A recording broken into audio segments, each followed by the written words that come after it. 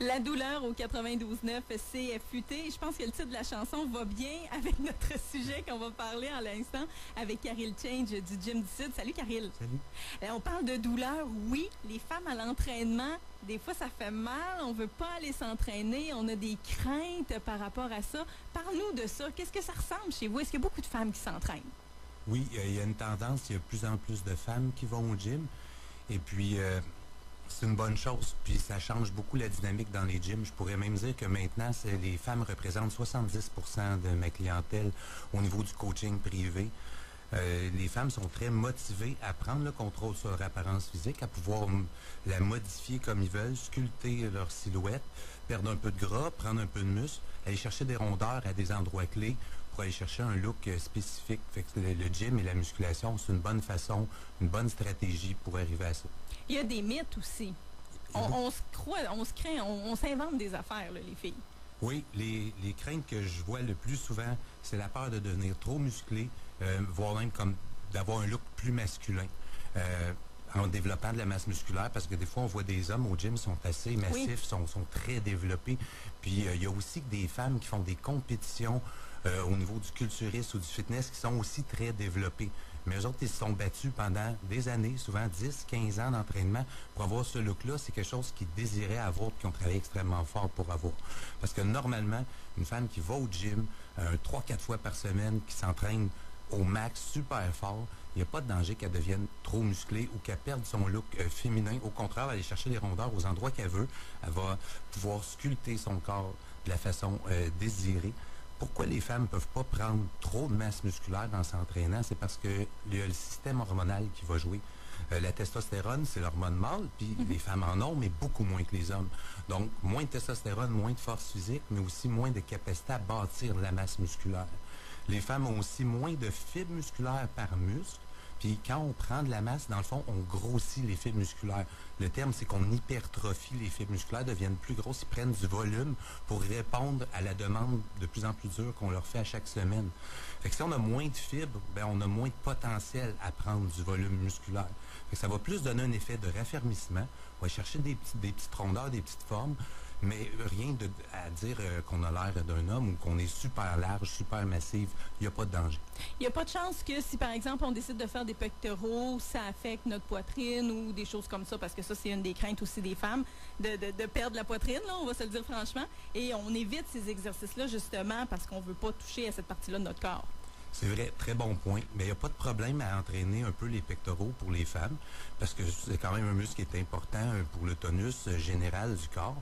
Et puis souvent, quand les femmes commencent l'entraînement, ça vient avec une perte de gras qui peut être due à l'augmentation de l'activité physique et aussi avec la modification des habitudes alimentaires. Et quand on perd du gras, ça se peut qu'on perde un peu de volume à la poitrine, au niveau de l'excédent de gras qu'il y avait à la poitrine. Mais pour la fibre en tant que telle qui compose la poitrine, ça va rester tel quel.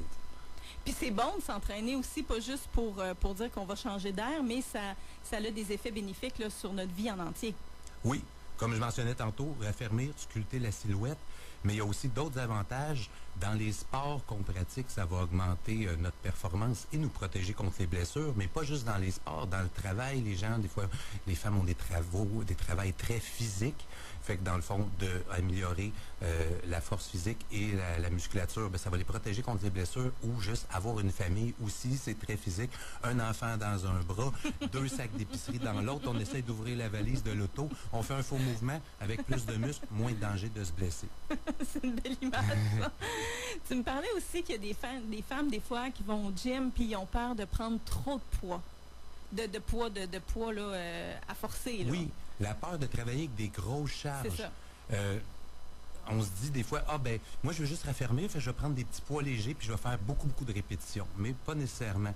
C'est aussi bon de travailler avec des grosses charges parce que les muscles ils ont besoin qu'on leur demande quelque chose qu'ils ne sont pas habitués de faire. Fait que si on travaille avec une charge qui est très légère puis qu'on force pas, on va pas stimuler le muscle à se raffermir puis à se développer. Fait qu'on rentabilise pas notre effort puis notre temps au gym. Fait qu'il faut pas avoir peur de forcer puis de grimacer un peu puis que ça chauffe puis que ça brûle. Ça vaut la peine. Puis on va avoir plus de résultats. Est-ce que c'est vrai que lorsqu'on sort d'une séance d'entraînement, il faut qu'on ait mal, sinon c'est qu'on a mal travaillé? Ben, dans une certaine mesure, oui, mais ça dépend où. Avoir mal aux articulations, c'est pas supposé. Avoir mal aux muscles, ben, tu sais, c'est sûr qu'un muscle, quand on le travaille, ça va chauffer, puis on peut être ankylosé le lendemain. On dit raqué au Québec, oui, dans le fond. On a brisé de la fibre musculaire. Le temps qu'elle se répare, ça peut être un peu sensible, un peu comme un bleu, mais c'est pas dangereux, puis c'est une bonne chose. Mais si on n'a pas super mal, ça veut pas dire qu'on a mal travaillé non plus. C'est juste d'aller dans une zone, un équilibre entre se détruire au gym et puis juste faire de l'aérobie.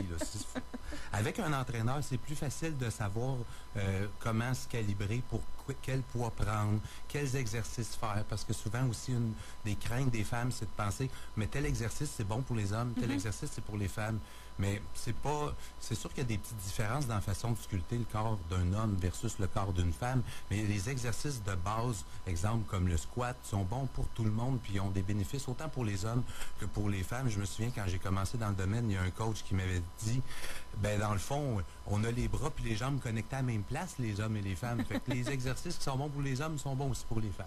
Mais il y a des exercices, par exemple, qu'on fait pas nécessairement de la même façon. Je sais pas si c'est vrai, mais moi j'avais souvent entendu dire que, par exemple, les redressements assis, c'est pas la même façon de les faire pour les hommes ou pour les femmes. Je sais pas si c'est effectivement vrai ou pas, là, vu la position du bassin, etc., etc., là. Personnellement, j'ai toujours utilisé sensiblement les mêmes exercices pour les abdominaux, pour les femmes et pour les hommes, puis j'ai pas vu de différence. Il y a juste peut-être lorsqu'une femme est enceinte, qu'au fur et à mesure que la grossesse progresse, on va modifier la sélection de l'exercice pour être sûr que ça ne puisse pas causer de dommages au fœtus, mais il n'y a pas de problème à s'entraîner une bonne partie de la grossesse quand on a une grossesse qui se déroule parfaitement normalement.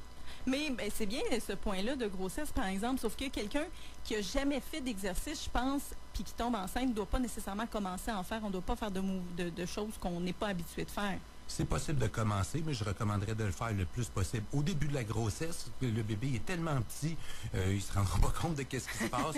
Puis avec un entraîneur, on apprend comment faire les mouvements. On a un programme à suivre. C'est toujours le bon moment pour commencer le gym. Si on commence une grossesse ou si on est âgé à la retraite, on décide de commencer le gym, il n'y a pas de problème non plus. Bien, je trouve ça très intéressant. Puis les femmes, les hommes qui ont des questions par rapport à l'entraînement, par rapport au gym, sont toujours invités à venir te rencontrer.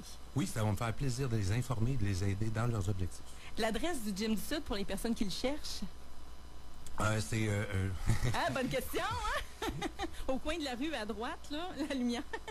Oui, c'est sur la 105e. Mais là, l'adresse, j'ai... Ben, il n'y a pas de problème, Karine. On va le trouver, on va le googler. Je pense que c'est le 3515 105e avenue à Shawinigan-Sud. Parfait, c'est ça les questions pas prévues. C'est ça que ça donne. Mais je te remercie beaucoup, Karine, puis on se reparle la semaine prochaine. Merci. Bye bye.